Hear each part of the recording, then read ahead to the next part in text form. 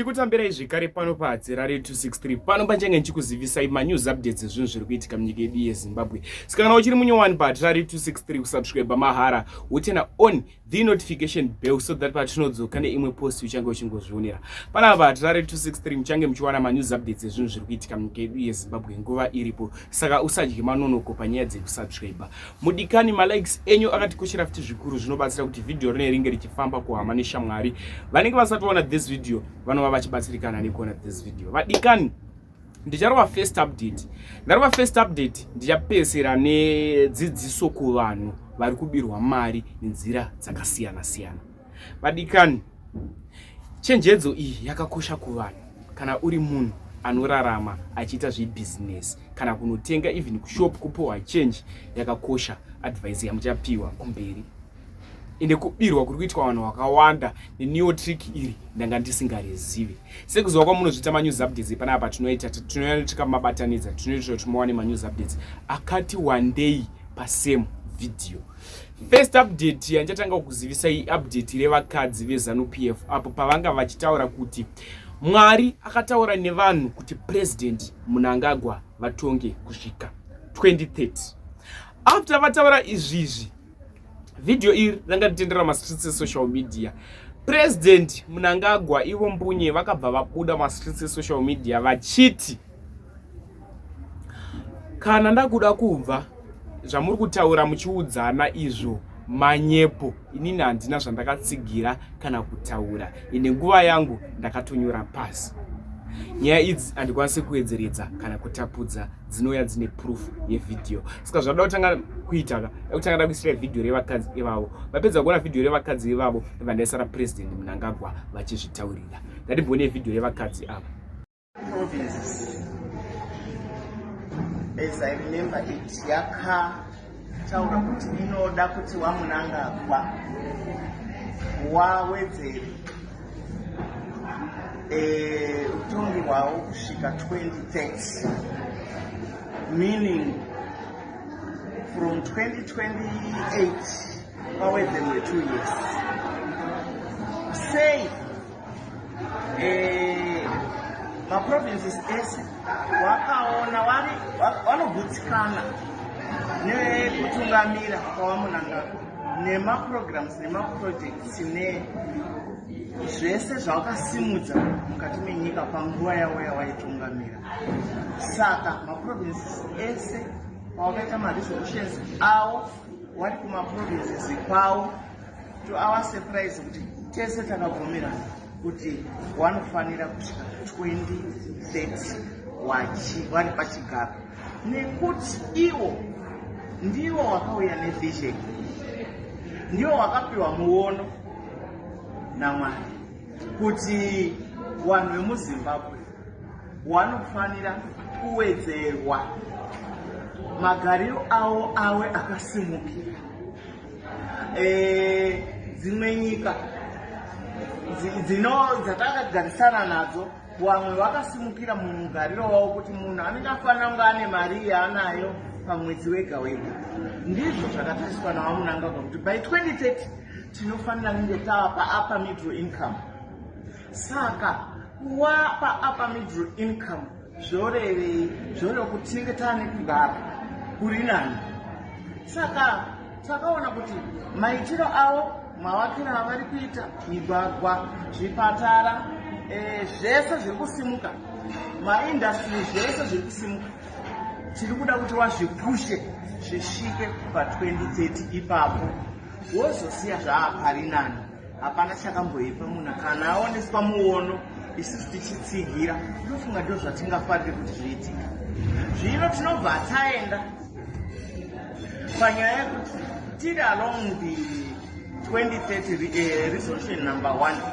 Isusu semadzimai tine zvizhinji zvatakaitirwa navaMnangagwa. Takapiwa huku.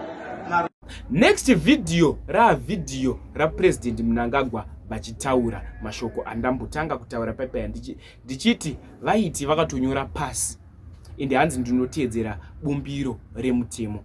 Ndatione mashoko aPresident Mnangagwa. Ndakataura kuti ini I'm a constitutionalist. Kambozo. Zvinoreva kuti ndotevedza mutemo neumbirira mutemo ndinotevedzera chaizvo. Zvakarezve ndino mumwe wakarinyora. Saka ava munotavo makuwa navo muchiti kuda shefa vangazowedzera makore aboda handiti. Ndine ndima yangu yandakapiwa nevanhu veziva kana yapera kuchaya mazotora ndima dzavowo. Wazviwa? Yes. So this question of having third term does not arise, especially under my watch. No. I'm in my second term and I already know the death rate and the Vapa Chikar, 2028. So kana kuna mwana kufunda vafundire kuti bodo azvisizo zvinofungwa nababa. Next update inova iyo last update yedu ividhiyo redzidziso kumwana wese wemuZimbabwe, redzidziso kumwana wevhu. Vidhiyo iri ividhiyo rinokubatsira mangwana kana uchipa munhu change, even uchireceive change mushop ichakubatsira. Saka zvada kuitaka dakusiyai muchiona vidhiyo iri. Ini saadzerare ndaenda muwe nenguva yakanaka. Much love. Good morning maZimbabweans. Salimonani amaZimbabwe amahle. Itemba lifuke kahle namhlanje. Toimba mamuka zvakanaka. Right, nhasi panapa ndauya ndine imwe dzidziso yandoda kudzidzisa vana veZimbabwe. Nenhau yekupiwa mari dzefeki. Ndoda kudemonstrate kuti munopiwa mari dzefeki. Munopiwa how? Asi chademonstrate zvinhu zvakawanda, mabiro anoitwa zvinhu zvakawanda. Ndigantange nekupiwa mari yefeki. Aya ma 100 US andikabata. Iyi ndo original, iyi ndo fake. Original inoiswa kuhomwe ku-right, fake inenge iri homwe ku-left. Zvavanoita vanhu vakapinda whatever pavari kusvika vanenge vari 2.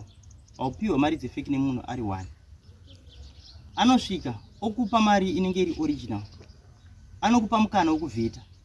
Iwo vheta mari yako modi kana kutochinja na def otoona mari chi it's original. Kazhinji vanhu anotovheta mari ndo vanotopika mari dzefake zviri easy.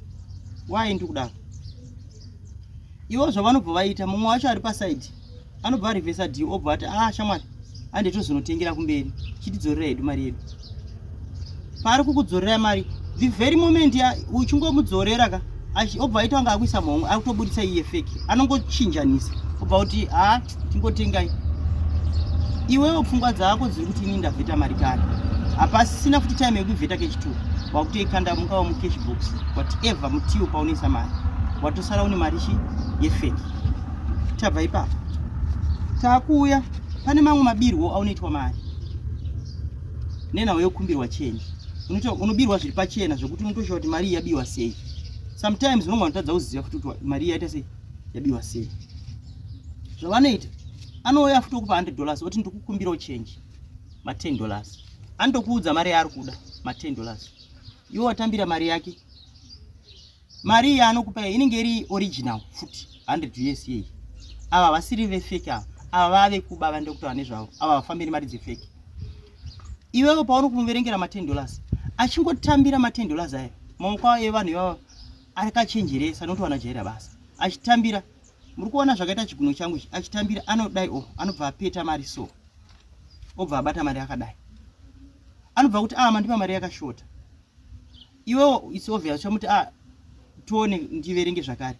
Iwo chamutambidza iye achitambira so anosara akabata iyi yaapeta iyi akutoisa muhomwe kana kuti akutambidza mumwe wake zvausingaoni noti vanhu ivo vanenge vakatrena basa ravo. Iwo akutoverenga mari ototi zvishonda pamunhu mari yakaita se yakashota wakutowedzera futi pamusoro peimwe mari wakumupa vanhu vakutoenda wabirwa mari.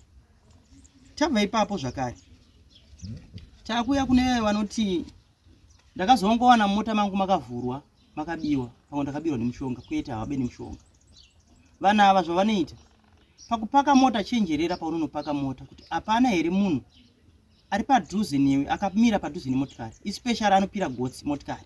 Iwo uchipaka anorowa 1 step iwo usati waburuka ndozvavanotaimira. Anorowa 1 step obva yapa moto pako neback obva wangovhura dom chana ngovhura dom chana iwo uchangoloka motikari inotobvuma kutoti kuti mota yaita se yaloka asi dhoo rakaita se rakavhurika, iwe unobva waenda, anobva asara achipinda mumota, akutora zvinhu zvako zvese akutoenda usiya avhara.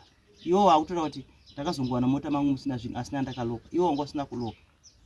Tobva zvakare ipapo takuuya musarare makasiya makey padhoo. Munhu ari panze anogona kutora key iri mukati, iwe wakaloka ari panze, anotora hawo, anotora newspaper oripfekera pasi pedhoo. It's very obvious kuti padhoo panosara space. Akawana mukana wekuti anowana kawaya, anongorova key inodonhera pa-newspaper, then obva azvova newspaper, atova nekey yake mumaoko, akutokinura makuti takabirwa. Isu tandakaita sei? Isu tanga takakiya. Saka ndo zvimwe zvezvinhu zvatinofanira kunge tichichenjerera kana tiri mudzimba. And tokumbira kana uchirara, rara wakaisa kapu, unohenga kapu pahendo, kapu chaicha yesimbi unohenga pahendo. Iye paanonobata hendo inobva yarira kuti ngwenje yatoita sei, iwe watomuka, wakutonzwa kutoti pane munhu angachida kuvhura dhoo. Toya mawindo tuye twatinosunga tuye twakakosha. Tisangoita mawindo chete kuti ana kanosunga kai. Munhu anokwanisa kukuvhurira windo rako nikasoblet kamuchekeswa simpeka, anokapfekera ikano tunorova windo robva ravhurika. I thank you so much. Mukazoti mukova tuje information iyi vakaiwana kuti tiri vanhu varume, ndakatombosungwa ndikavharirwa mujeti, mungoziva vasungwa vanenge vachitaura, ndokwandikawana information iyo maita basa.